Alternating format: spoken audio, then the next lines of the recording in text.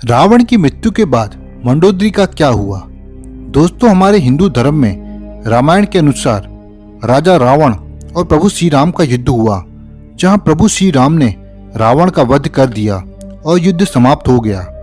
युद्ध के बाद राम, सीता और लक्ष्मण के बारे में हर किसी को जानने की इच्छा रही, लेकिन युद्ध के बाद रावण की पत्नी मंडोदरी का क्या हुआ, शायद इसके बारे में ही कोई जान पाया हो। कम ही लोगों ने इसके बारे में जानने की कोशिश की। मंडोदरी के बारे में हम आपको बताएं, उससे पहले हम आपको मंडोदरी के जीवन के बारे में बताते हैं। हिंदू पुराणों के अनुसार मथुरा नाम की एक अप्सरा थी, जो माता पार्वती की बहुत बड़ी भक्त थी। एक दिन मथुरा माता पार्वती से मिलने कैलाश पर्वत पहुंच गई, लेकिन माता पार्वती वहां नहीं थी।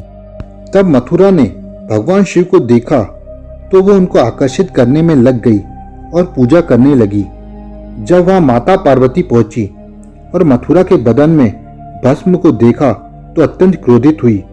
क्रोध में आकर माता पार्वती ने मथुरा को मेढक बनने का श्राप दे दिया और कुएं में 12 साल रहने को कहा। तब भगवान शिव ने पार्वती से प्रार्थना की। काफी प्रार्थना करने के बाद माता पार्वती मान गई और मथुरा को 1 साल तक कुएं में रहने को कहा।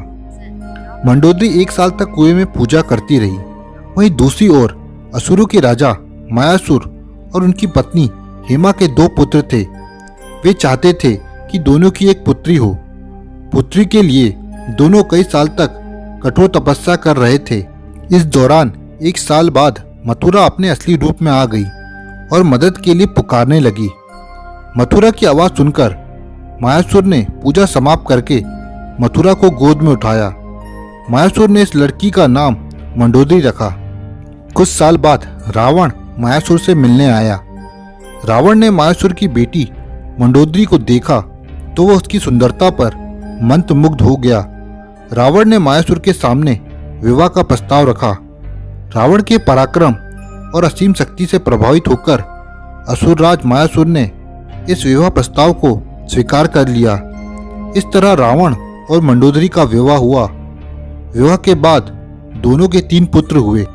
मंडोदरी को पता था कि रावण बहुत अहंकारी है और वह जिस मार्ग पर चल रहा है उसका विनाश निश्चित है।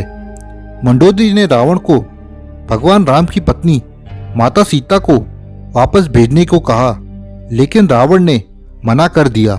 जब भगवान राम और रावण के बीच युद्ध हुआ और रावण के मरने के बाद मंडोदरी युद्ध भूमि में गई और विनाश देखकर वह अत्यंत दुखी हुई। भगवान राम ने लंका का राजपाट विभीषण को सौंप दिया। भगवान राम ने मंडोदरी को सुझाव दिया कि वह विभीषण से विवाह कर ले। भगवान राम ने कहा कि अब वे लंका की महारानी हैं। यह कहकर भगवान राम वापस अयोध्या लौट गए। कहा जाता है कि इसके बाद मंडोदरी ने खुद को महल में कैद कर लिया। काफी समय तक किसी से कोई संपर्क नहीं किया। लंबे समय बाद जब वो महल से बाहर निकली तो विभीषण से शादी करने को तैयार हो गई। लेकिन वाल्मीकि के रामायण के अनुसार मंडोदरी एक पतिव्रता नारी थी और वह ब्रह्मांड सुंदरी थी, जैसे माता सीता, माता पार्वती और वह द्रौपदी तुल्य थी। रावण की मृत्यु के बाद मंडोदरी सती हो गई।